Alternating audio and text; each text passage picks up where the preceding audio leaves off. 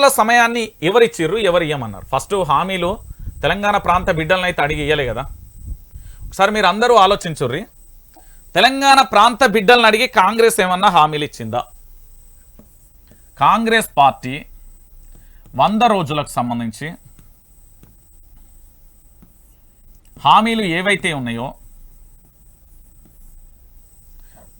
తెలంగాణ రాష్ట్ర వ్యాప్తంగా ఉన్న నా తెలంగాణ సమాజాన్ని, తెలంగాణ ప్రజలని అడిగి ఇచ్చిందా? నా క్వశ్చన్ ఇది.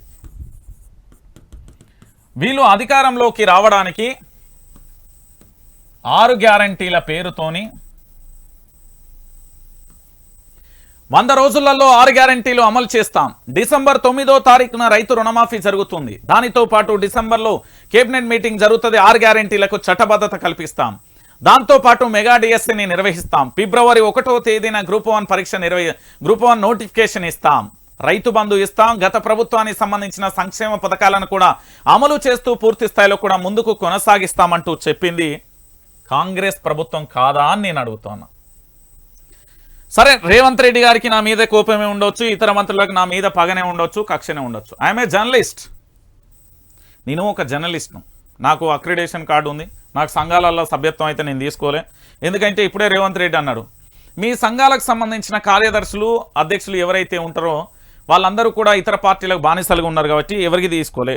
సో ఇప్పుడు నేనేం చెప్తున్నా అంటే డైరెక్ట్ టాపిక్ అన్నా, కేసీఆర్ అనే వ్యక్తి తప్పే చేసిండు. సరే, కేసీఆర్ తప్పు, 100కు 100% తప్పు. ఓకేనా? కేసీఆర్ లేకపోతే బీఆర్ఎస్ పార్టీకి సంబంధించి తప్పు చేసింది. ఇది తెలంగాణ సమాజం నమ్మిర్రు. నమ్మి ఏం చేసిర్రు అంటే వీళ్ళు ఒక అంశాన్ని తెర మీద తీసుకొచ్చిర్రు. మార్పు పేరుతో కాంగ్రెస్ ప్రభుత్వాన్ని తీసుకొచ్చిర్రు. ఓకేనా? ఇప్పుడు ఒక క్లారిటీ ఇవ్వండి నా తెలంగాణ సమాజానికి. నేనేమంటున్నానంటే, ఓ నా తెలంగాణ ప్రజలారా, 4 కోట్ల మంది మేము. ఒకరు కాదు, ఇద్దరు కాదు, ముగ్గురు కాదు, నలుగురం కాదు, 4 కోట్ల మంది. మనకు మానవత్వం ఉంది, ఆలోచన శక్తి ఉంది. ఈ సమాజం పట్ల పూర్తిగా స్పృహతోనే మనం మాట్లాడుతున్నాం. నేనేమంటున్నానంటే తెలంగాణ ప్రాంత బిడ్డలంటే చైతన్యవంతులు, దాంతోపాటు పోరాట యోధులు అనేది నేను చదువుకున్న చరిత్ర, నేను కండ్ల ముందు చూస్తున్న చరిత్ర నాకు తెలుసు.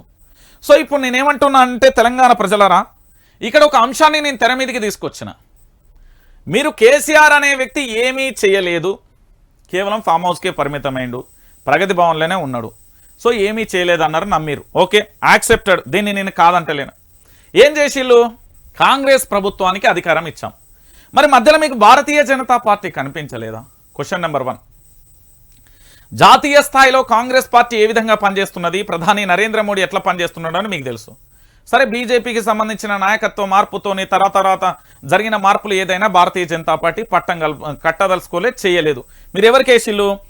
బీఆర్ఎస్ని అద్దన్నారు, బీజేపీని అద్దన్నారు, లేకపోతే బీఎస్పీ పార్టీని అద్దన్నారు. ఆఖరికి ఒక వ్యవస్థలో అద్భుతంగా పనిచేసిన ఆర్ఎస్ ప్రవీణ్ కుమార్ గారికి సంబంధించి మీరు ఎన్ని ఓట్లు ఇచ్చిళ్ళు ఏం కథ అనేది సమాజానికి తెలుసు. దాని తర్వాత మేధావులంతా ఆ సమయంలో ఎవరికి సపోర్ట్ చేసిల్లో మనందరం చూసాం. ఇప్పుడు నేనేమంటున్నా అంటే క్వశ్చన్ నెంబర్ 1, 6 గ్యారంటీలను తెలంగాణ ప్రజలను అడిగి ఇవ్వలేదు. కేవలం వాళ్ళ యొక్క రాజకీయ పార్టీ, కాంగ్రెస్ పార్టీ అనేది రాజకీయ పార్టీ, అధికారంలోకి రావడానికి ఈ 6 గ్యారంటీలు అనే ఎపిసోడ్ను తెర మీదకి తీసుకొచ్చింది. పూర్తి స్థాయిలో 100 రోజులలో అమలు చేస్తామంటూ చెప్పింది. యుద్ధం మొదలు పెట్టడానికి 1 అడుగు చాలు అని నేను అంటున్నా. నాతో పాటు తెలంగాణ సమాజం వస్తుందా రాదా నాకు సంబంధం లేదు. కానీ నేను వాస్తవాలను చెప్పదలుచుకున్న, వాస్తవాలే చెప్తున్నా.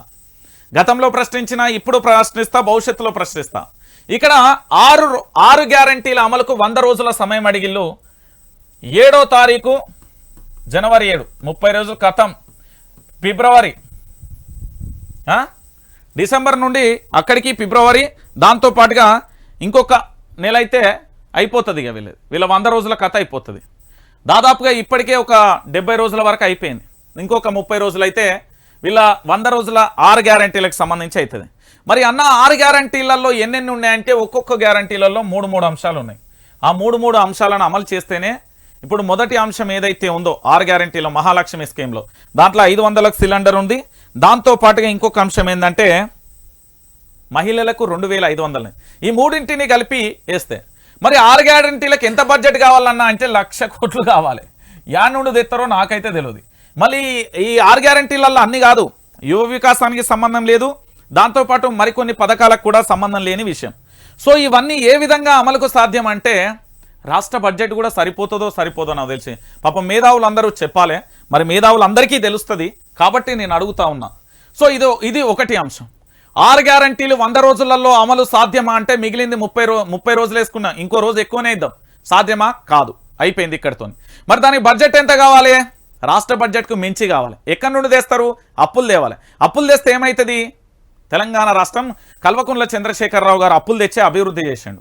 మరి వీళ్ళు కూడా అభివృద్ధి. మరి ఆ రోజు బీఆర్ఎస్ ప్రభుత్వాన్ని అప్పులు కుప్పగా మార్చిందన్నారు కదా. ఇప్పుడు వీళ్ళు ఎన్ని వేల కోట్ల అప్పులు తెచ్చిలో తెలుసా? కేవలం పట్టుమని 30 రోజులు గడవనే లేదు రాష్ట్రంలో ఈ ప్రభుత్వం ఏర్పడి 3,000 కోట్ల నుంచి 16,000 కోట్ల అప్పు అడిగి. ఇది వాస్తవం, ఇది లెక్కలు నేను చెప్పింది కాదు. ఆన్ పేపర్ టేబుల్ మీద ఉంటాయి. వీళ్ళ హామీలు అమలైతాయా అంటే కాదు. సో కాంగ్రెస్ పార్టీకి సంబంధించిన ఎపిసోడ్ ఏంటంటే గుండు సున్నా అన్నట్టు. ఇవి అమలు అవ్వడం కాకపోవడం అనేది తెలంగాణ ప్రజలు గుర్తుపెట్టుకోవాలి.